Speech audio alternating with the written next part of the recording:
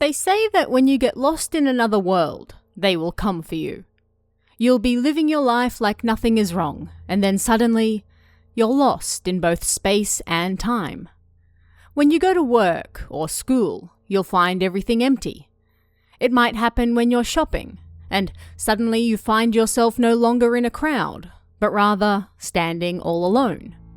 You might be walking down a busy road or playing in a park, and then suddenly, nothing. Nothing but emptiness. But as you stand there, confused, a voice will suddenly call out. It's the strong voice of a middle-aged man. "Why on earth are you here?" And next thing you know, you're back home again, like nothing happened at all.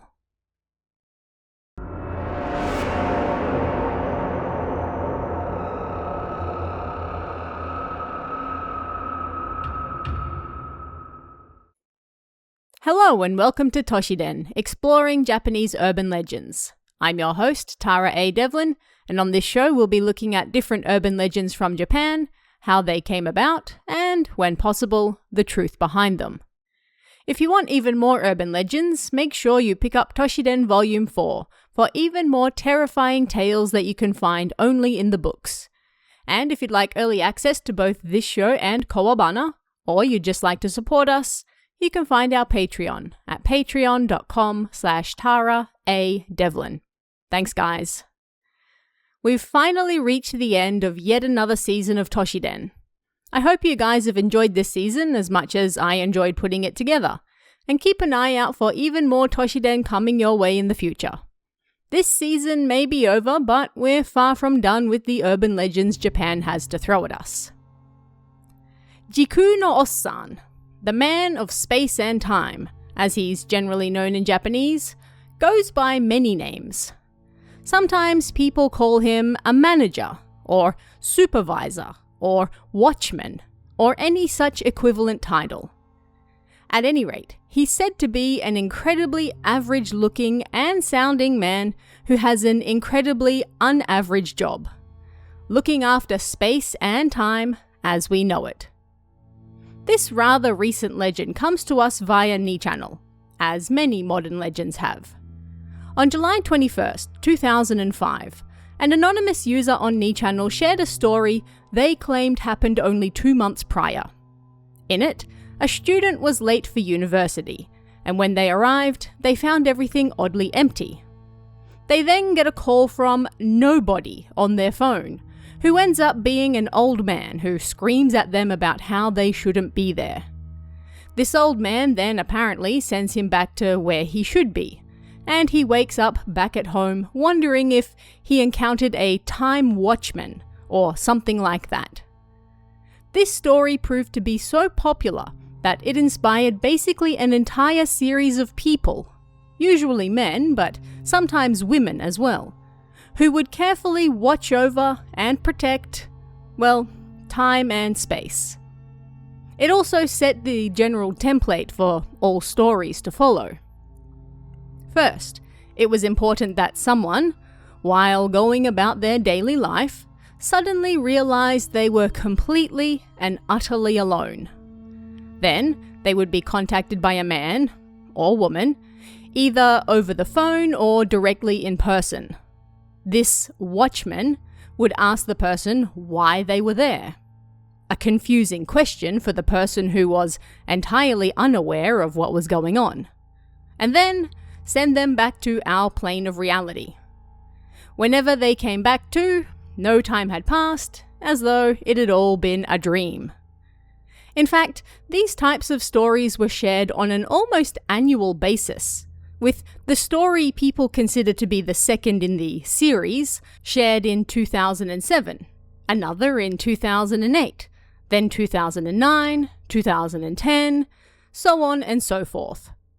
New stories of the Jiku no Ossan have been shared as recently as 2022. It's interesting to note that over time, the manager of time and space has also developed a somewhat unique appearance.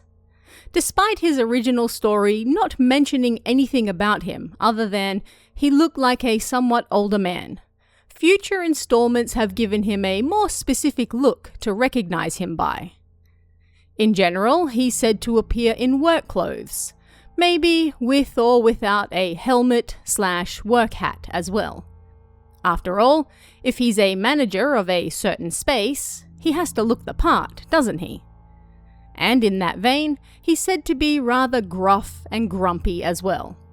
His tone of voice will either be sharp and annoyed, or he'll straight up yell when asking, "Why are you here?" You're in his space, and he doesn't like it. That's not to say he's a bad guy, however. Just the opposite. Despite his rough appearance and gruff nature, it's his job to help lost souls get back to where they came from. And get out of his space. And that's exactly what he does. Usually with a stern, "and never come back here again." More recent appearances of the Jiku no Ossan, however, have depicted him as more of an actual manager type. These variations see him ditching the work clothes for a more fashionable suit and tie, and maybe even a fedora to top the look off. This is perhaps thanks to his appearance in the manga series Mysterious Disappearances, written by Nujima.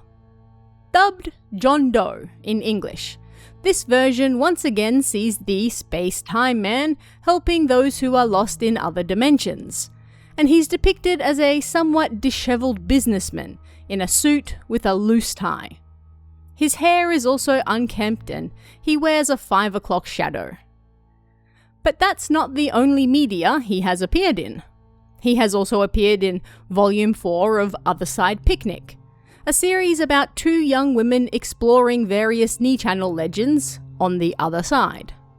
This version was beat for beat the time spaceman as seen in his first appearances online, and he's depicted in his work fatigues with a rather grumpy countenance. He also shows up in Black Channel, a dark comedy about a demon YouTuber by the name of Black, who roams the human world in search of content to expose. This appearance also stays true to his original form, appearing in work fatigues and looking somewhat elderly as he repeatedly asks, "Why are you here?" A rare female-presenting version also appears in Code Geass, Akito the Exiled. This version is said to exist in a dimension outside our own and seeks to keep balance over space and time, and is able to manipulate time as well. I say female-presenting as it appears this version doesn't actually have a gender, but they instead choose to take on a feminine appearance. It has been argued on some corners of the internet that this man, a popular Western urban legend, could be a variation, or at least somehow related to Jiku no Ossan. I won't cover that legend too in-depth here, but the story goes that people all over the world have been dreaming of the same man since the mid-2000s or so. A picture of a man with a rather round face and strong eyebrows was posted on a hoax website with the title, "Ever Dream This Man?" Supposedly, it was the sketch of a psychiatrist in New York who had interviewed numerous patients claiming to have seen this same man in their dreams. Reportedly, thousands of people across the world had dreamt of the exact same man. This man. The similarities are certainly there between the 2 old men, but whereas this man is said to appear in dreams, Jiku no Ossan, the man of space and time, is said to actually exist in another dimension. A dimension that people unwittingly find themselves in, and then he has to help them to get back out. People might encounter him while they are dreaming, yes, but it's more likely they just find themselves slipping out of our dimension for a moment, and then find themselves back at that exact same moment, once the old guy helps them out. He does have control over not just space, but also time, after all. Interestingly, the man of space and time has also been linked to another popular legend from the West, that of the Voynich manuscript. Again, I won't go into too much detail on that here, but it's said to be an illustrated codex written in Voynich. It has been carbon dated to the early 15th century, was likely made in Italy, but nobody knows who wrote it, what it says, or even what it means. It contains all sorts of bizarre, almost sci-fi-ish images, and people have been trying to decipher it for many years now. But what does that have to do with our favourite grumpy old man who exists outside of space and time? Well, a story posted on May 28th, 2012, claimed that the poster was visited by Jiku no Ossan, who pulled out a small, childlike portable phone that strongly resembled something seen in the Voynich manuscript. Another story shared on June 23rd, 2012, claimed that this old man of space and time had a tattoo on the back of his hand that also looked like another image from the Voynich manuscript. This was taken even further when a story shared on February 20th, 2013, claimed that it was the Voynich manuscript that actually created Jiku no Ossan. He was once a regular person, but after receiving an invitation from the mistress of the tower and reading the manuscript, which, according to the story, is actually a musical score that, when read correctly, can allow you to move through space and time, he gained his mystical abilities. The story even goes on to claim that acclaimed musician Hirasawa Susumu, perhaps best known for his compositions for animated works such as Berserk and numerous Kon Satoshi films, is so musically talented that he is actually an apprentice of the old man of time and space, who still yet retains his physical body. The more you know.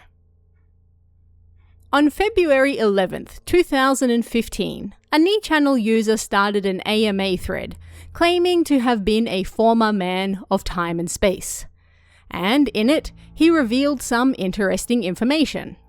According to this former Jiku no Ossan, there is indeed more than one of them at any given point in time, and if they are like me, then they are like volunteers, or rather, feel compelled to do it.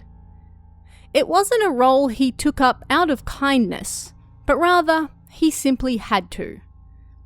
And as for being a former Jiku no Ossan, that's because it's a profession people are forced into. However, once you've met a certain quota and cleared certain conditions, generally sending a certain number of people back home, then you can be freed and return to your previous life. The poster also confirmed that the profession isn't just limited to men, but it could be anyone, regardless of gender or even age. And these men or women of time and space, well, they have no real authority. According to the poster, they're the equivalent of civil servants in this world. They just do what they're told. Much of which, it seems, is helping people get back to their own time and space after somehow slipping out of it. But while they are there performing this job, not much time passes back in their old life. This poster claimed that when he was summoned, it was just after lunch, and when he came back, it was evening of the same day. And where does one go when summoned? Well, the poster claimed to be in the toilet at the time. And next thing he knew, he was in a white room full of mechanical noises, somewhat like a waiting room. Someone asked him whether he would take the job or not, and that was that. He was, in a way, forced to accept it, because as long as he didn't, time wasn't passing, and so nothing was happening. Whenever it was time for a job, he'd be teleported there, and once the job was done, he was back in the white room again. When asked about the things related to the Voynich manuscript, such as the phone and the tattoo, he said he saw nothing like that, but he didn't really see a lot, so it was hard for him to confirm a connection one way or the other. And as for the 3 people he helped, One was Japanese, and the other two were foreign. Seems Jiku no Ossan aren't magically given the gift of languages either, as he struggled to communicate with the foreigners, and was only able to talk to them in broken English. In the end, what started as a rather simple story on Ni Channel has taken on a life of its own and become quite the legend these days, appearing in all sorts of media and becoming a somewhat standard character in modern occult lexicon. And if the many stories are to be believed, then maybe one day you too can become a manager of space and time. If you're chosen, that is. And that brings us to the end of this week's episode, and also this season. You can help support us and get early access to both this show and Kawabana over on our Patreon at patreon.com/TaraADevlin.